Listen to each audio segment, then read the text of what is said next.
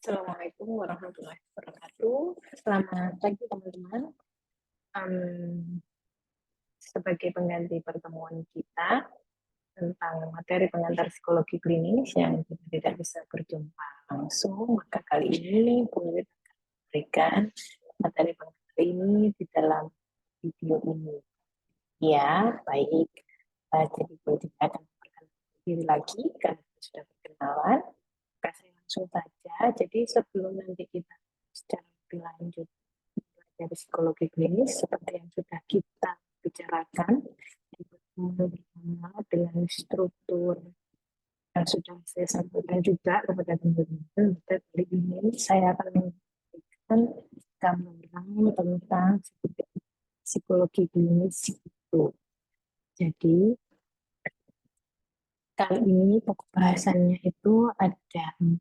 Yang pertama ada definisi psikologi klinis, kemudian tujuan mempelajari psikologi klinis, kemudian ruang lingkup psikologi klinis, dan evolusi psikologi klinis. Kita lanjut. Oke, jadi kalau teman-teman lihat gambar ini di bubble-bubble itu atau di bulan itu, teman-teman akan melihat ada beberapa nama bidang yang berbeda di dalam ilmu psikologi.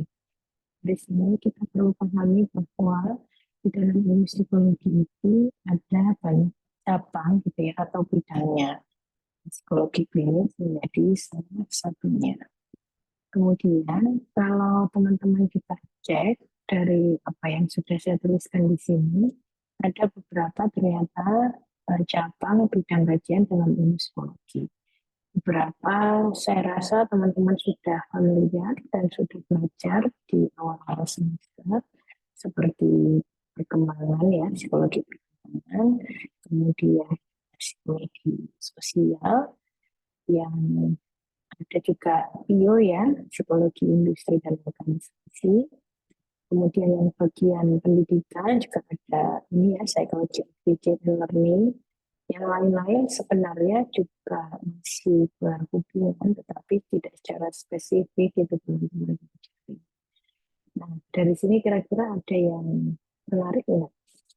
Tentu ada ya, misalnya forensik dan public service psychology ini bukan hal yang familiar kita dengarkan, tapi kalau teman-teman ingat kembali, salah satunya adalah kasus ya, John Cyanida. Di situ ada psikolog gitu yang kemudian menjadi saksi ahli yang berhubungan dengan hukum. Nah, itu juga menjadi bagian dari psikologi yang masuk di dalam psikologi forensik. Dan untuk yang lain di sini sudah saya sediakan sumber, teman-teman tinggal nanti mengakses melalui link yang saya. Oke, kita kembali ke definisi psikologi klinis itu apa. Jadi, istilah psikologi klinis pertama kali dikenalkan oleh Bapak Leibniz. Jadi, Pak Widmer ini seorang psikolog ya berkebangsaan Amerika dari Universitas Pennsylvania.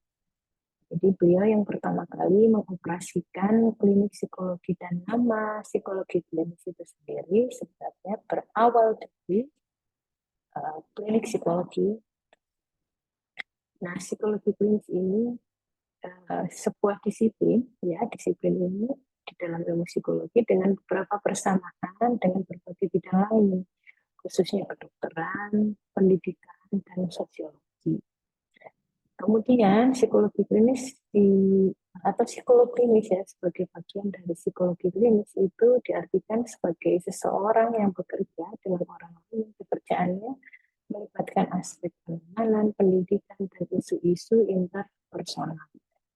Kemudian lagi, psikologi klinis itu dapat diterapkan pada orang-orang dalam skala usia dan dengan beragam presenting problem. Kalau teman-teman pahami, presenting problem itu permasalahan awal yang dialami oleh seseorang, mendorong mereka untuk berkonsultasi dengan seorang praktisi. Itu artinya ada hal yang membuat individu itu nyaman, sehingga pada akhirnya memutuskan untuk berkonsultasi dengan seorang praktisi tentang yang dia alami tersebut.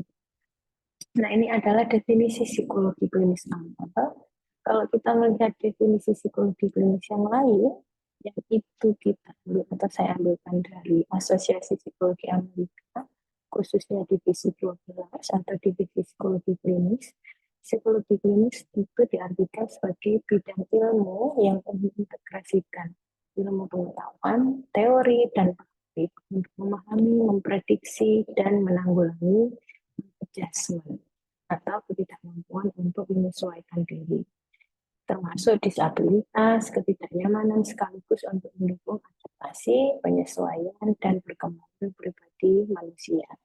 Kalau kita mau highlight, sebenarnya yang menjadi fokus di sini adalah ketika kita sebagai seorang individu itu mengalami kesulitan di dalam menyesuaikan diri.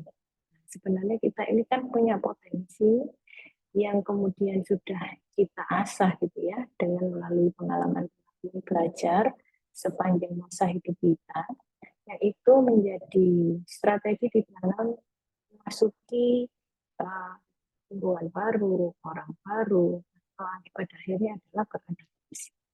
Pada saat kita tidak mampu beradaptasi itulah berperan psikologi klinis gitu. Kenapa? Karena ketika kita tidak mampu beradaptasi, maka ada peluang muncul kondisi-kondisi yang tidak nyaman, yang itu pada akhirnya juga akan membuat fungsi hidup kita sebagai manusia di dalam beberapa aspek kehidupan itu akan terganggu. Contohnya saja ya, kita sebagai mahasiswa atau teman-teman sebagai mahasiswa berangkat dari SMA, kemudian masuk di perguruan tinggi dengan lingkungan baru ya, teman baru, dosen dengan karakteristik yang baru, yang sangat berbeda katakanlah dengan pada saat teman-teman SMA. Nah, dengan dosen tersebut ternyata teman-teman tidak bisa mengikuti atau kurang cocok gitu ya, sehingga pada akhirnya kemudian muncullah perilaku-perilaku tertentu yang itu bentuk dari ketidakmampuan untuk menyesuaikan diri. Mungkin awalnya tidak suka, kemudian tidak mau tidak mau mendengarkan atau tidak ada minat untuk mengikuti mata kuliah yang diajarkan oleh dosen tersebut. Kemudian dampaknya kalau tidak tertangani bisa juga tidak berangkat kuliah. Gitu ya. Dampaknya lagi ketika tidak tertangani itu bisa sampai kepada tidak bisa melanjutkan studi. Nah, ini kan sesuatu yang kemudian menghambat pengembangan diri manusia gitu. Sehingga fokus psikologi klinis ini ada pada aspek intelektual, emosional, biologi, psikologi, sosial, dan perilaku fungsi manusia seumur hidup dalam beragam budaya dan dalam semua tingkat sosial ekonomi. Nah, kenapa seluruh aspek ini masuk? Karena kita sebagai individu itu terdiri dari, kalau kita kenal ya, kalau kita belajar psikologis itu ada profil kognitif, ada profil afeksi, ada profil kognisi, dan semuanya ini ke konasi atau perilaku, bagaimana kita berpikir, bagaimana kita merasakan, itu juga akan mempengaruhi perilaku kita. Nah, pikiran, perasaan kita ini dipengaruhi oleh budaya yang ada di sekitar kita, termasuk oleh tingkat sosial ekonomi, sehingga aspek-aspek tersebut tidak bisa dipisahkan gitu ya dari fokus psikologi klinis yang itu nanti fokusnya adalah pada adjustment atau penyesuaian diri manusia. Kurang lebih seperti itu. Kemudian apa saja sih ruang lingkup psikologi klinis? Nah, kalau teman-teman lihat, ini adalah gambaran sebenarnya secara statistik yang divisualisasikan di dalam bentuk gambar ini. Ruang lingkup psikologi. Nah, kalau kalian cek, ya, itu yang utama adalah yang paling besar itu ada terapi. Kemudian yang terlihat lagi ada treatment atau intervensi gitu ya. Kemudian ada CSM. Kemudian ada psikopatologi, ada cognitive behavior therapy, ada mental health, ada research, ada disorder. Nah, ini adalah hal-hal yang kita pelajari di dalam psikologi klinis, sekalipun juga ada di dalam kajian psikologi yang lain gitu ya. Tapi mari kita lihat secara spesifik apa sih ruang lingkup psikologi klinis. Oke, ini adalah ruang lingkup psikologi klinis, ada assessment, ada intervensi, dan ada penelitian. Yang pertama, assessment. Saya rasa teman-teman juga sudah cukup familiar ya. Assessment itu sebuah proses pengumpulan data yang sistematis mengenai individu. Jadi intinya itu ada pengumpulan informasi, ada pengukuran, dan ada analisis data dari proses itu tadi. Mengapa ini dibutuhkan? Ketika kita mau membuat profil individu atau seseorang, maka dibutuhkan serangkaian kegiatan untuk mendapatkan data yang bisa membuat kita menyebutkan bahwa profil kognisi seseorang itu ini, afeksinya seperti ini, perilakunya seperti ini. Karena kita tidak bisa seperti ahli nujum ya, atau peramal yang mengatakan bahwa oh si A berperilaku begini karena ini, dan tanpa adanya asesmen itu tidak bisa. Jadi informasi yang nanti kita sampaikan terkait dengan kondisi seseorang, yaitu berdasarkan dari asesmen. Kemudian yang kedua adalah intervensi. Jadi intervensi ini adalah upaya untuk merubah perilaku, pikiran, serta perasaan individu dengan menggunakan prinsip-prinsip psikologi dengan tujuan untuk membantu individu menghadapi permasalahan. Maksudnya seperti apa? Nah, karena di sini kita berupaya untuk membantu individu lebih baik di dalam menyesuaikan diri, nah tentu ada upaya untuk merubah paling tidak salah satu ya dari profil individu itu, apakah dari pikirannya, ataukah dari perasaannya, ataukah dari perilakunya. Nah, tentu ini tidak bisa semuanya gitu. Nah, artinya harus ada prioritas yang paling mengganggu, mana yang potensi untuk dikembangkan. Katakanlah seperti ini, kalau kita misalnya mau berangkat ke kampus itu kan kalau nuansa emosi kita baik, ya lagi positif, itu rasanya semuanya menjadi ringan. Kuliah pagi tidak masalah, gitu, naik ke lantai tujuh ada kelas, naik ke lantai berapa tidak masalah. Tetapi kalau nuansa emosi kita sedang negatif, maka untuk bangun saja mungkin kita malas. Nah, kemudian untuk berangkat tepat waktu saja kita malas. Atau ketika tujuannya A, bisa saja kita beralih ke tujuan yang lain. Nah, intervensi adalah bagaimana mengelola emosi tersebut supaya tidak menghambat kita mencapai tujuan, gitu ya. Tetapi bisa mendorong untuk tetap sampai pada tujuan. Gitu. Kemudian penelitian.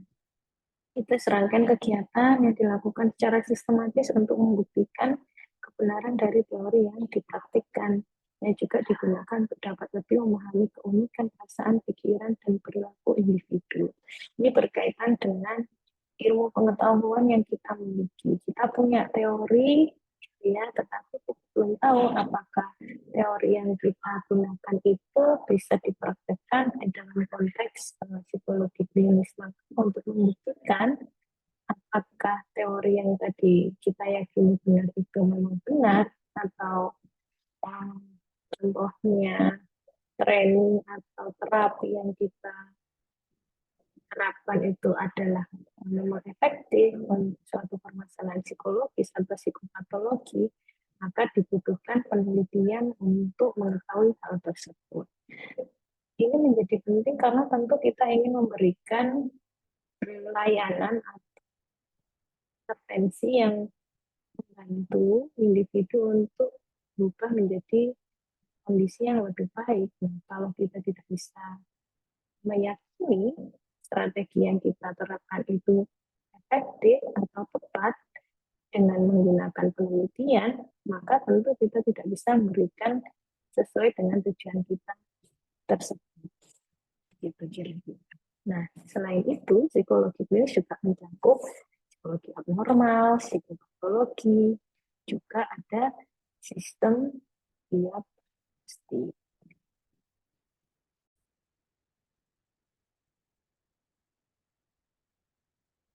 Oke, kita lanjut. Jadi, di dalam psikologi klinis juga ada pendidikan formal. Jadi, ini dalam konteks ini ya, dalam konteks untuk menjadi psikolog klinis.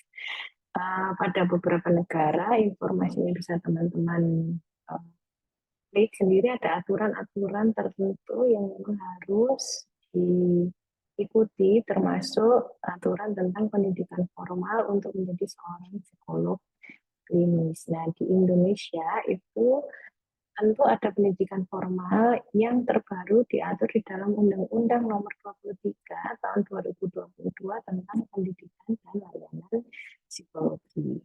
Yang terbaru itu untuk menjadi psikolog klinis itu pendidikan formalnya adalah pendidikan profesi psikologi. Nah, tahun ini baru dibuka untuk program ini. Yang sebelumnya itu berbeda. Ya, kalau sebelumnya itu magister profesi psikolog, nah sekarang menjadi profesi psikologi. Aturan ini sebenarnya menurut saya itu lebih baik ya, karena dia membuat perbedaan yang jelas tentang jalur karir ilmuwan psikologi atau lulusan sarjana psikologi seperti teman-teman nanti. Apabila nanti ingin berkarir sebagai akademisi, maka jalurnya adalah jalur master, magister yang itu juga sudah ada pendidikannya di Indonesia ini. Sementara teman-teman yang ingin berkarir sebagai praktisi, maka nanti tentu akan mengikuti program profesi psikologi yang juga disediakan per tahun ini, insya Allah sudah mulai dibuka. Nah, di dalam pelaksanaannya ada induk organisasi profesi psikologi yang menaungi, tidak hanya di Indonesia.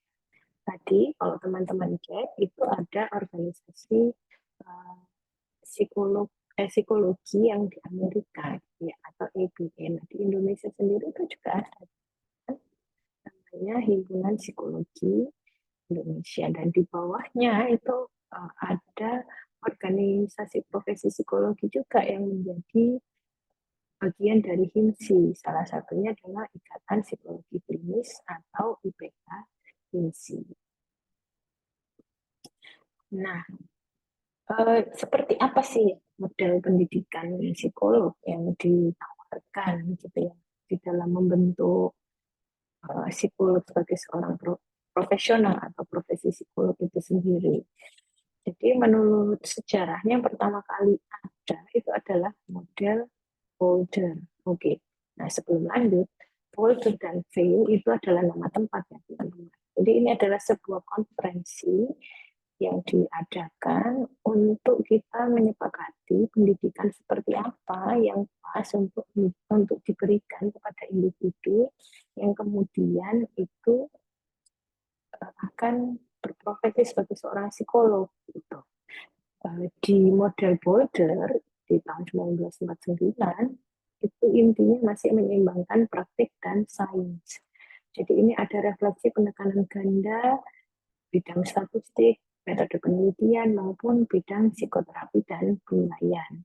Jadi mahasiswa yang mengikuti pendidikan model ini akan melaksanakan pekerjaan klinis di bawah pengawasan maupun penelitian empirisnya sendiri. Nah, kalau saya refleksi, ini mirip dengan apa yang ditawarkan di Indonesia itu di program studi magister profesi psikolog yang saya juga mengikuti, itu ya teman-teman. Yang sekarang sudah tidak ditawarkan lagi program studi itu, mengikuti dari undang-undang Undang-Undang Nomor 23 Tahun 2022 tadi. Yang kedua ada model fail. Model fail ini muncul tentu atas ketidakpuasan model yang sudah ada. Itu hal yang wajar. Evaluasi, kemudian ada tawaran baru. Nah, kalau model ini itu lebih baik bersandar pada praktik. Jadi mahasiswa itu lebih banyak menerima mata kuliah yang berkaitan langsung dengan praktik dan lebih sedikit yang berkaitan dengan penelitian dan statistik. Kalau kita refleksikan, ini tentu sama atau seperti yang ditawarkan di dalam nanti pendidikan profesi, gitu ya. Karena memang bertujuan untuk mencetak profesi-profesi sebagai seorang psikolog seperti itu. Nah, kemudian model ilmuwan sains itu dimulai tahun 90-an dengan gagasan pentingnya ilmu pengetahuan sebagai landasan psikologi klinis. Jadi ini mengedepankan empirisme, penekanan yang sangat kuat pada metode ilmiah dan metode-metode klinis berbasis bukti atau evidence base. Apa bedanya? Sebenarnya ini kurang lebih serupa ya teman-teman. Intinya tapi ditekankan pada ketika kita melakukan praktik. Maka yang kita lakukan itu berdasarkan dari bukti yang sudah ada yang menunjukkan bahwa apa yang kita lakukan di dalam praktik tersebut itu memang sudah terbukti sebelumnya. Tentu ini akan melindungi klien yang mendapatkan layanan dari psikolog klinis dan tentu juga menjadi satu arahan atau satu jalan bagi psikolog klinis di dalam memberikan layanan kepada klien atau orang yang membutuhkan. Gitu. Ini kita lanjut sehingga ragam lingkungan kerjanya yang kurang lebih seperti yang teman-teman baca ini ya, gitu ya. Ya banyak praktek swasta, kemudian di jurusan prodi psikologi, di perguruan tinggi, kemudian ada di rumah sakit jiwa, di rumah sakit umum, ada di puskesmas juga. Gitu. Walaupun belum ada di seluruh kabupaten, tapi sepemahaman dan sependek pengetahuan dulu itu ada di Surabaya dan ada di Jogja, tapi juga ada di lembaga pemerintah, sekolah umum, pun pusat konseling universitas. Dan ini tidak jauh berbeda di negara di luar Indonesia.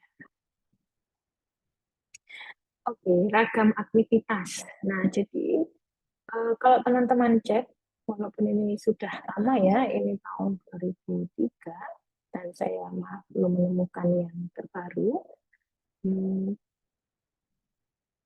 psikolog klinis itu ternyata aktivitasnya paling banyak sebagai praktisi ya, itu yang memang praktek.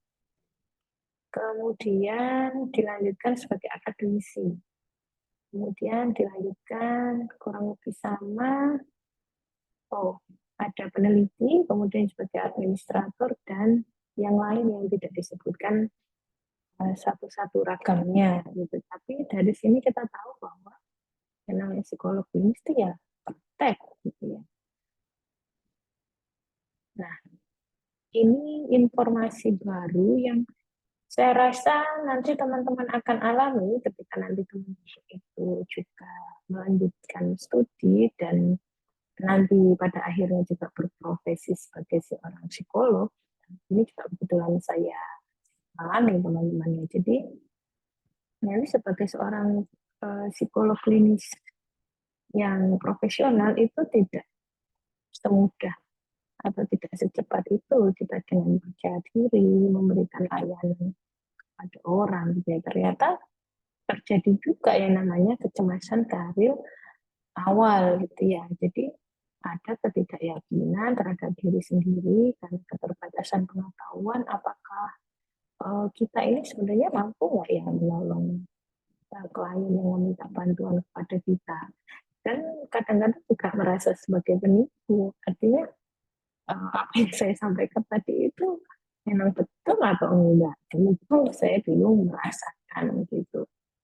Kemudian karena pekerjaan ini berorientasi pada pemulihan orang, sehingga itu akan menguras energi gitu ya, membutuhkan energi yang luar biasa karena mau tidak mau kita harus fleksibel, kita harus rendah hati dan tentu toleransi dari proses pemberian bantuan yang tentu penuh ketidakpastian. Sehingga nanti ada cara pandang terhadap diri gitu ya. Nah, bagaimana kita memandang diri sendiri itu juga akan mempengaruhi gimana di dalam kita berpraktik profesional. Nah, untuk itu sebenarnya pengembangan diri, keterlibatan dalam organisasi, relasi dengan teman sejawat itu ternyata penting.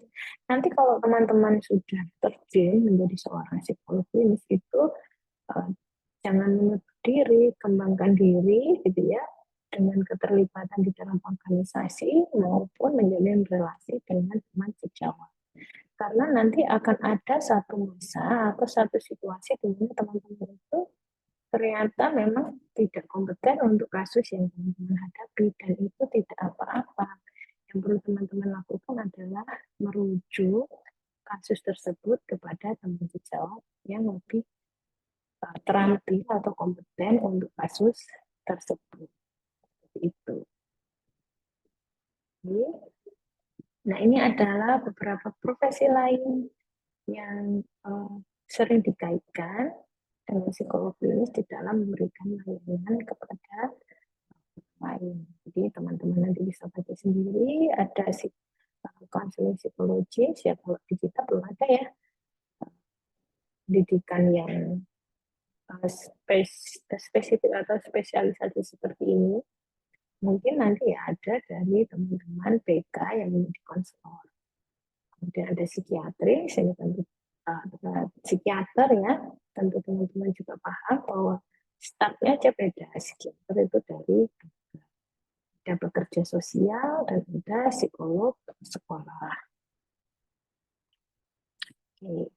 Jadi ini adalah evolusi psikologi klinis yang tidak saya jelaskan secara detail, tapi nanti teman-teman bisa cek di sumber lengkap di tautan yang saya berikan di sini. Ya, jadi secara ringkas ya, walaupun tadi sudah saya sampaikan bahwa psikologi klinis ini secara resmi didirikan oleh Leitner Wigner dengan adanya klinik psikologi pertama, kemudian jurnal profesional pertama yang dikhususkan di dalam psikologi klinis, tetapi sebelumnya itu ada perintis yang menunjukkan upaya-upaya yang menjadi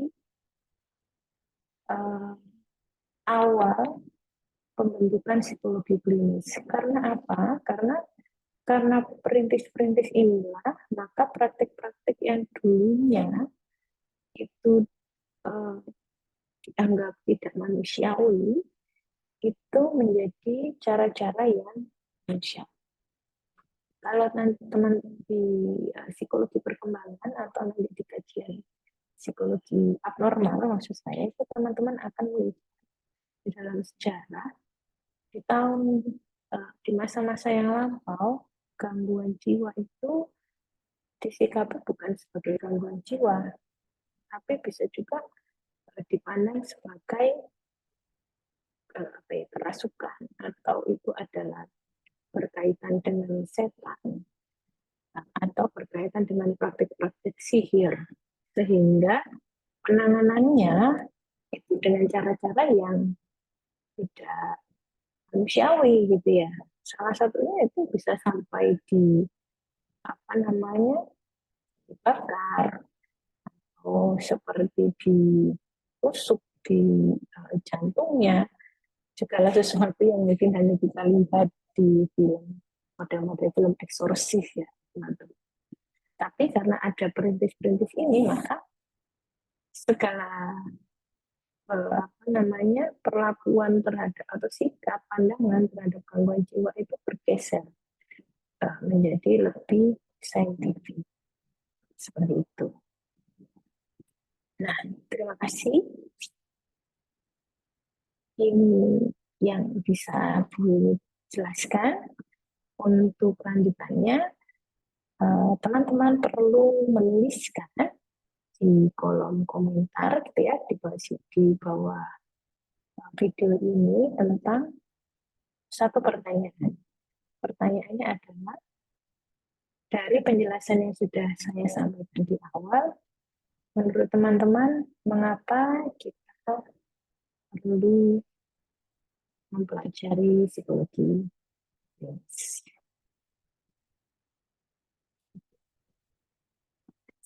Itu saja penjelasan dari saya. Terima kasih. Terima kasih sudah mengikuti. Semoga sampai akhir ya. Dapat di skip sedikit. Yang penting, kalau ada yang mau tanyakan, bisa ditanyakan lebih lanjut di dalam kelas bersama. Assalamualaikum warahmatullahi wabarakatuh.